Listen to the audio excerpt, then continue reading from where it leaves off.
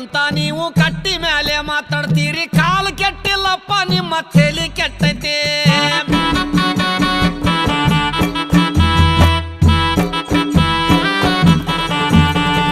ಈಗಿನ ಹುಡುಗರೆಲ್ಲ ತುರ್ಬ ಜುಟ್ಲ ಹಾಕ್ತಾರ ಹೂವ ಇಡುವುದು ಒಂದೇ ಈಗ ಬಾಕಿ ಉಳ್ದೈತಿ